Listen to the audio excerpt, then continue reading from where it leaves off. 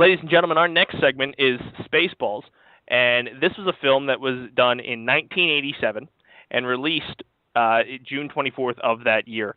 Produced and directed by Mel Brooks, written by him and Thomas Meehan and Ronnie Graham.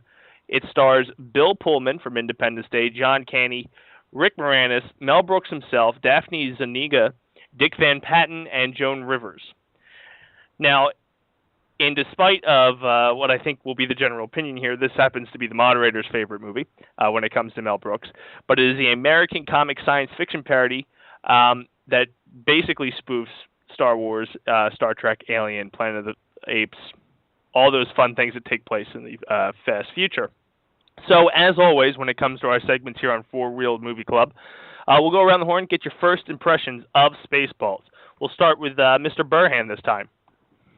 Well, in certain retrospect, the movie has some balls. The fact that it does parody all these funny space movies and makes a sort of a laughing joke of them, it's hilarious. Like Pizza the Hut, there's a scene in there where he ends up eating himself to death after being stuck in his car. You have John Candy playing a Wookiee, but instead of a Wookiee, he's a dog. A Mog, yeah.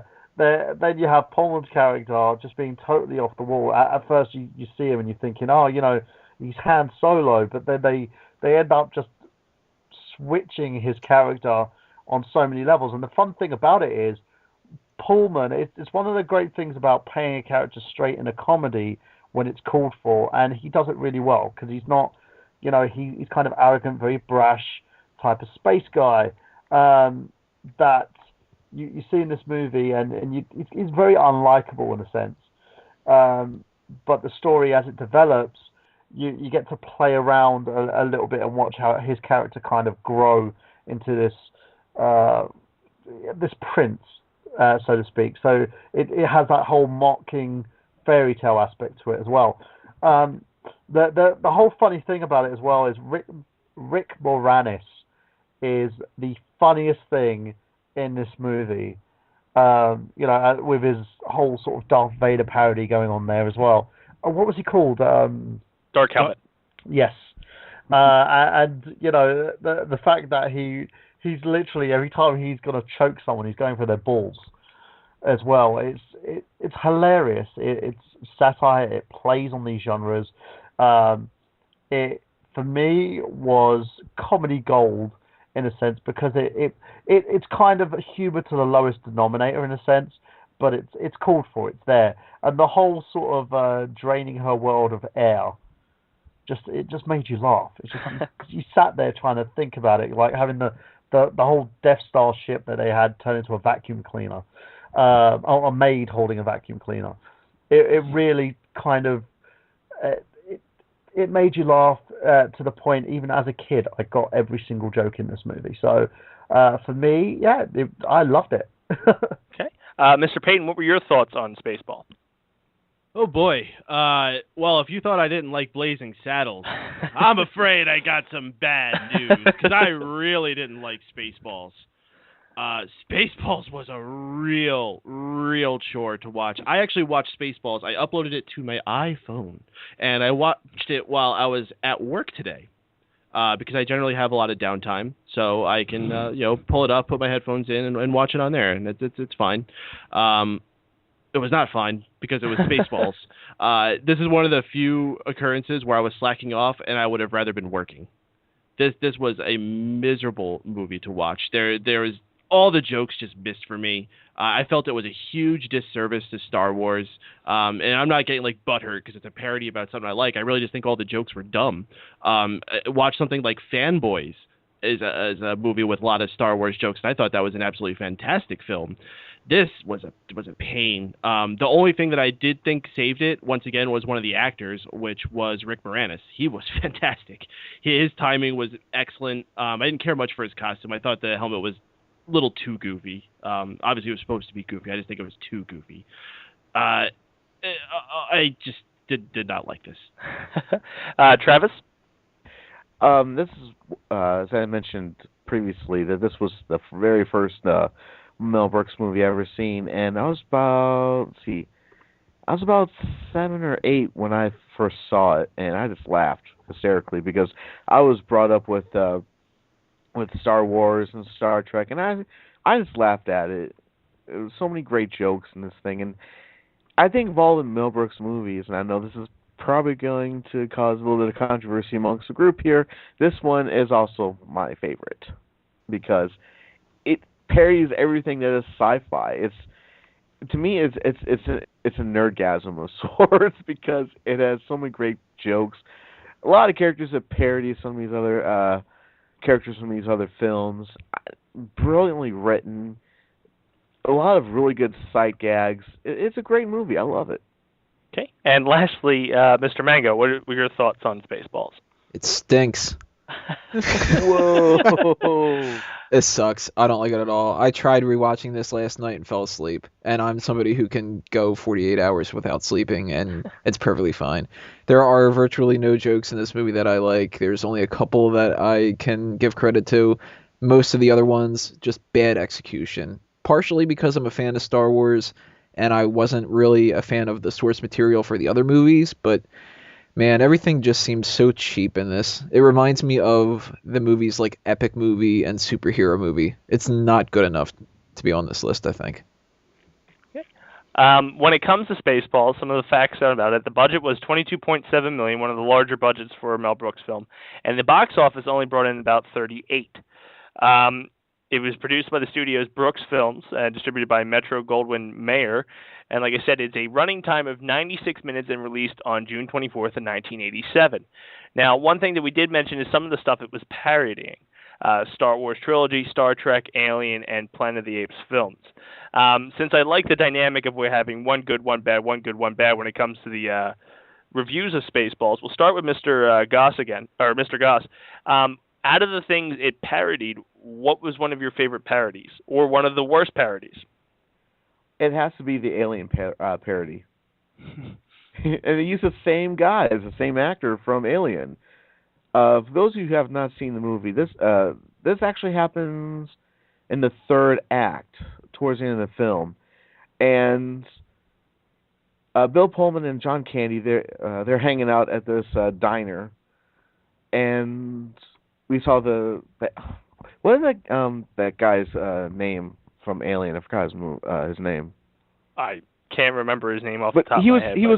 He's the actor who was later on in the 50th anniversary of Doctor Who on that special episode. But anyways, it's the same situation. He ate something, and the next thing you know, he has these terrible stomach pains to the point where he has to lay down, and something is trying to punch out of his stomach, and it happens to be this alien. And instead of it just tearing around and hiding and then causing havoc, it puts on a little top hat and gets a little cane and starts singing, "Hello, my baby! Hello, my darling! Hello, my ragtime gal!" And I just laugh uncontrollably every time I watch it. Mr. Mango, what was one of the best or worst? It doesn't have to either or when it comes to parodies in this movie. Best, and actually one of the only jokes that I really, really liked, is the opening crawl, making fun of the Star Wars opening crawl, where they just add that one extra sentence of, "If you can see this, you don't need glasses." I loved that. But I'll tell you what, bad one, the name Dark Helmet, or just even the name Spaceballs. It's almost as if they were looking at Star Wars and they were like, we need to do a Star Wars parody. What can we do? I don't know. Space something. Space what? What's funny? Balls. Balls are funny. Ugh. They definitely were trying for double entendres, that's for sure. So you get something from the very beginning of the movie that has so much class and is so clever, and then so much of the rest of the movie is just dick jokes and, different stuff like that. Mr. Burhan, what was your favorite and or worst parody in the film? Well, I'm a big fan of dick jokes, so everything. The movie itself, for me, I think the standout scene is exactly what Travis was going on about. The alien scene, so it pops out of his chest and starts doing the sing and dance. It really made sense. But there's loads of stuff in this movie that you can look at that it parodies, and maybe I think a lot of sort of the disagreement here may stem from the fact that it parodies nearly everything, the whole spectrum of space movies. It doesn't just have one nailed down. It tries to do everything at once. But yeah, most definitely that scene, because I just had a huge giggle because it was not only parodying Aliens, it's also parodying like Warner Brothers with the frog, the top hat. So that it kind of brought those two little elements of my childhood together. It's weird to say Aliens is part of my childhood, but yeah, it's like together and just mishmashes them into one funny little ball of laughter. Okay, and lastly, Mr. Paden, favorite and/or worst parody. I really don't have any positive ones to go into. I gotta be absolutely frank with you there. Actually, I think maybe my one favorite part that I did like was when they were putting in the tape of Spaceballs. It's like, how do you have that? It's a new technology. Now movies are on the shelves before they're even finished being made. And then he puts on the movie, and he ends up fast forwarding up to the point where they actually are in the movie. It's like, wait, this is now? No, that was then. What? Like they just get into this whole like Laurel and Hardy back and forth. I thought that was cute. Other than that, man, like I said, these jokes were just an absolute disservice to Star Wars, which is just an absolutely beloved franchise.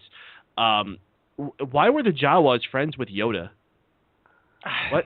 What the crap? I don't know. This whole movie just infuriated me. And maybe if I wasn't a fan of Star Wars, I wouldn't be so upset about it. But at the same time, I'm a fan of Westerns. I'm a huge fan of both the stories of Robin Hood and Frankenstein. So I can't possibly go with that excuse. I think this is just a big miss. And just shows that if Mel Brooks is on his own and he doesn't have Gene Wilder backing him, maybe he can't write characters.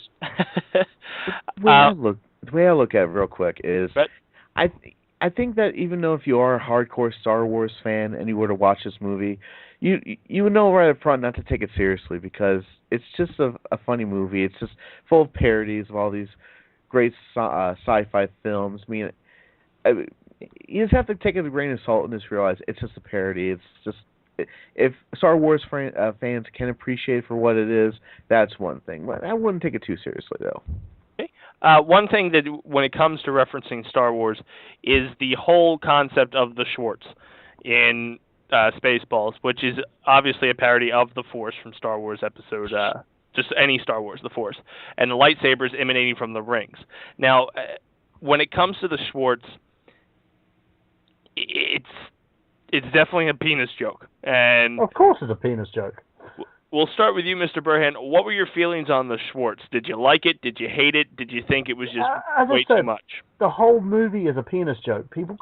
I never understand when people take things too seriously when someone's trying to parody a film, because in itself, it's basically the whole thing is not just about space. It's a complete and utter penis and ball gag. That's the whole thing. What links to balls? Penises. So we're going to do a penis parody. And let's talk about penises and balls and look, your Schwartz is bigger than mine. Exactly. I heard a giggle there. I heard a chuckle. And it's just one of those tongue-in-cheek things where, it was done a lot around the times of like Married with Children, so to speak, as well. It's kind of had a resurgence in our time now, where you see loads of like comedy series like The League and Always Sunny in Philadelphia and stuff to consist of a load of penis and ball jokes, because of the fact that it's a cheap gag, but it's still a gag, And Mel Brooks, for the love of him, decided to do a whole movie that was just that, And in your opinion, before we move on, do you think it was too much or too little? I just think it was in the middle, really. I don't think it was too much. Over your head that he just made a penis joke. Completely over your head. Sorry, I set you up for that. You kind of did. But by the way, my Schwartz is bigger than yours. Nice. Mr. Paden, your opinion on the Schwartz. Too much Too little. Well, what are your thoughts? Way too much. I could enjoy a good dick joke occasionally, but when you're basing a whole movie just on that, you need to have more about that. I mean, you referenced Always Sunny, which is one of my favorite shows. They have dick jokes a lot, but they also have lots of other jokes. They have a lot of character humor. They have a lot of dark humor. They go all over the place. This movie is just that same joke over and over. And like I said, there's no character development throughout this. There's no story for me to get behind, and even though it's a comedy, you still have to have a situation for you to feel like there's a risk. There's that's the classic comedy setup. There's a person, there's a problem, and they need to get themselves out of that problem. I just didn't feel the stakes in this. It's like the princess didn't feel like anybody important. The mishmash of Han Solo, Luke Skywalker was just a douche. One of John Candy's worst roles. We were talking about people having bad roles. John Candy, who's one of my favorite comedians of all time, was just not on point in this. How many times can you make a stupid tail joke? Like, I just could not stand any of that in this movie. Of course, if you look at the whole role of the dog, though, get it? Men are dogs. But I'm sure. Well, you make a valid point, and just to keep the flowing of the conversation on the Schwartz real quick, Travis, what was your opinion on the whole Schwartz? Yeah, when I was a kid, did not exactly understood the whole concept about the Schwartz, well, what it really was. But it wasn't until it got to that scene where it was that Schwartz battle between Dark Helmet and Lone Star. And that's when I kind of realized, oh, so that's what the Schwartz is. Okay. Yeah, Travis seems very weird. But do you feel that it was over the top? Now, in hindsight, or at least rewatching it, did you feel that it was too much, or? I think in hindsight it could have been too much, but that also, you have to realize too that he didn't. I mean, what I perceive as it could be a bit too much, maybe in Mel Brooks's mind. I mean, this kind of goes back to a previous conversation with Blazing Saddles. Was he was trying to? It was a running gag, as it were, but he didn't make it too over the top. But looking back on it now, I think from my perspective, it was a bit too much. But that's just how I feel about it. Okay. And lastly, Tony, what was your opinion on the Schwartz? I'm not a big fan of dick jokes unless it's done really, really well. And if it's not clever enough, then I think it goes over really poorly. I'm going to kind of skip ahead here and reference something from Robin Hood Men in Tights. Pretty much the only joke in Men in Tights that I'm not a fan of and I think is done really poorly is a dick joke. And it's when they have the chastity belt and Roger Rees just looks into the camera and he goes, "That's going to chafe my willy." It's like, it doesn't take any fucking effort to do that. I mean, I can appreciate a fart joke, a dick joke, any kind of a joke if it's cleverly written. You laugh when somebody burps. Right, it is funny, like, if somebody does that kind of stuff. And it's, in the same sense, a lot of slapstick things can be funny. If somebody falls in public, I am going to laugh my ass off. Especially if it's somebody who should not be falling, like a little kid or something like that. But if You're going to make a great dad, Tony. Just right, I will. Well, if that kid falls, I'm going to laugh, but then I'll pick him back up. But in a movie, you need to be on par more than that.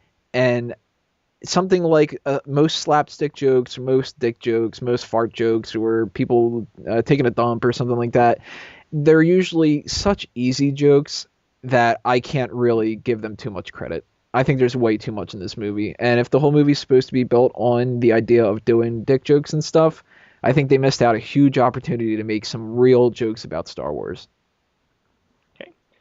One thing that I would like to talk about, and we touched base in every segment here on our podcast this evening, is casting.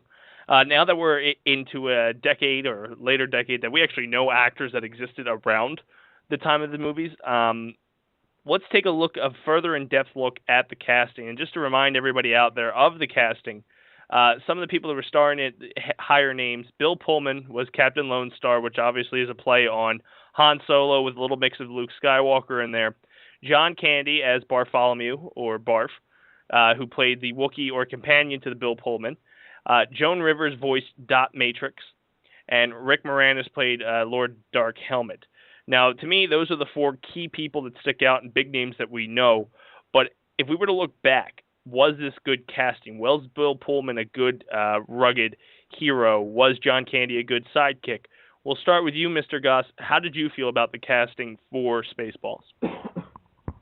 Well, again, as I mentioned with Blazing Saddles, they casted someone who was actually someone who did like more serious roles and all that, and you would see that in a lot of these Mel Brooks movies, and we're going to talk about that when we come to our final film of the whole show.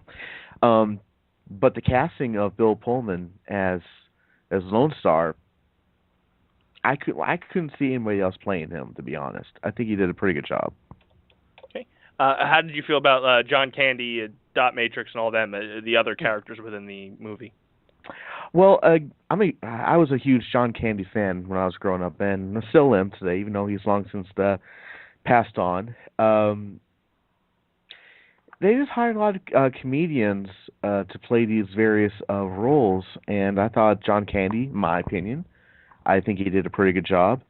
Though I was not a big fan of Joan Rivers, and I'm still not a big fan of hers, I cannot understand for the life of me why she was cast as Dot Matrix. Maybe it's because of the annoying voice. I don't know. But apart from that, I think they did a pretty good job. And I think like Mel Brooks had two roles in this film. Mm-hmm. He was President Screw and Yogurt. Yes, and a fairly large role at that. Tony, what were your opinions on casting? Did they hit some good actors to actually portray what they were trying to get across, or would you have recasted some of the lead roles? I think that the actors did fine for what the source material was, and that's the problem of the movie. It wasn't necessarily that bad actors couldn't bring it to life, although there is one exception. Whoever it was that played Princess Vespa, I don't even remember what her name is. She's completely replaceable. Anybody else could have played that role exactly the same. She actually came from when she was playing that role. Afterwards, she was cast in I believe it was Melrose Place. I only remember that because as a kid I had a thing for her. So yeah. Mm-hmm. She's attractive, but she's just not anything special for an actress. She's a terrible actress. But she was damn attractive. Mr. Burhan, what were your thoughts on the casting? Would you have changed anything? Did they hit any nails on the head? In the end, I think everybody was kind of forgettable. John Candy himself probably stood out the most because he was gaining steam back at that time anyway. Everybody was forgettable. Oh no, you know what? Rick Moranis as well. The fact that they had him playing sort of the Vader role was kind of more, again, it was a dick joke because he was smaller. So, you know, everyone else is taller, so you have to be a bit of a prick because he has a smaller dick than everybody else. I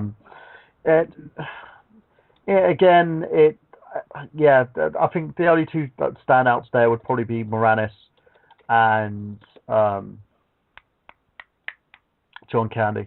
Everybody else just, every role could have been replaceable. Mm-hmm. And lastly, Mr. Paden, what were your thoughts on the casting? You know, it's a shame on paper. It looks like a really all-star cast. Bill Pullman, John Candy. I was just like, the fat guy, you know. I freaking love him, but I can't remember his name. Joan Rivers, who, you know, you may find her annoying, but that's a huge name. And a cameo by Michael Winslow, which I thought actually was one of the better cast roles. Oh, yeah. That was probably one of the best ones they actually did get in there. I did not like any of these people. I did not like any of them as they were cast. I did not feel like they were those characters. I felt like they were actors on the screen playing these roles that were scripted out there. Even John Candy, like I said, is one of my favorites. Rick Moranis is the only one that I really felt believable. He was this pipsqueak who had this real Napoleon complex, trying to get everyone to listen to him and pay attention. I like that one. Aside from that, though, all passable. I think they could have spent more time on casting and maybe gotten something better out of it. Then again, I just thought the writing in the movie sucked too, so maybe it's for the best. Didn't ruin anybody's careers. Okay. One of the next points that I would like to touch base on, when it comes to this film, and he does it in a lot of his films, but to me it felt heavier in this one more so than any, what is breaking the fourth wall. And for those of you who don't know what breaking the fourth wall is, it's when the film or movie or theater that you're watching reaches out and engages the audience and draws them into the story, such as talking to someone on stage, turning and going, hey, can you believe this guy? And bringing you into the action. Now, when it comes to Spaceballs, breaking the fourth wall is something they've done so many times throughout the movie and through Mel Brooks films. But the one point that sticks out is the VHS tape to find the people and where they're located. When it comes to breaking the fourth wall, we'll start with you, Mr. Burhan. Did you feel that this is better for films or worse for films? It's kind of Brechtian in a sense, because Brecht always basically looked at his characters where he wanted the audience to feel that they were watching a play. He didn't want people to submerge themselves in it. And when you're watching a comedy, you can't really submerge yourself in a comedy. You know, you have to know that the comedy itself is a parody of something that you like. So breaking the fourth wall is part of that. You know, they're like, with the videotape thing, it was funny. It was funny because they poked fun at the fact that they can't find these guys. What are we going to do? We're going to come up with something stupid, which would never in a million years happen, but we did it just so we could continue the story. You know, and I found it hilarious. You know, a little chuckle with the gag. Had a nice little punchline to it as well, and breaking the fourth wall when it's needed, you know, it works. And you know, for instance, and a shout out to a character that I know you yourself like, Deadpool, breaks the fourth wall constantly. You know, but it's funny because you love the character because he does that. And that's the same in the sense of this movie, in the sense of what Mel Brooks does. He tends to do it to kind of let you know that there's a joke going on, rather than basically having you submerge yourself in something where he knows it's not real. Okay, Paden, what are your thoughts on breaking the fourth wall? I think breaking the fourth wall can be done cleverly, but when done too much, it takes you out of getting yourself immersed in what's going on, which I already had a hard time getting myself immersed because the characters weren't believable. There wasn't a story I was able to get behind. So then when you overload it with breaking the fourth wall, it just makes it impossible. Okay, and Mr. Goss? I like it when movies do break the fourth wall, but I mean, it's just like what Paden said. If you do it too much, it will take you right out of the film. But I kind of appreciate that occasionally throughout this film, like when Rick Moranis would turn to the camera and say, "Has everybody got that?" And they expecting the audience to grab the balls and say, "Of course we do, sir." But yeah, I just the little subtleties of breaking the fourth wall I can appreciate, but you know, some movies do it better than others. Okay. Real quick before we move on and end this segment on Spaceballs, we're going to go around the horn real quick and get the rankings on a 1 to 10 scale, 10 saying it's absolutely gold and 1 saying it's a turd. So we'll start with you, Mr. Burhan, 1 to 10 Spaceballs. Give it an 8. It did what it was supposed to do. Made me laugh. You know, it wasn't one of those sort of pants-wettingly funny comedies, but it was still funny, especially for its time. Okay. Mr. Paden? 2. Mr. Goss? I will give this movie a 9 and the animated show a 1. And lastly, Mr. Mango? I'm going to go with a 2. Okay, so a roller coaster of rankings when it comes to Spaceballs. For those of you that are listening live, we're getting ready to roll into Robin Hood Men in Tights. Those of you watching the archive sessions, make sure you tune in for our last and final segment here on Four Wheel Movie Club, Robin Hood Men in Tights, as we get rolling into the next segment.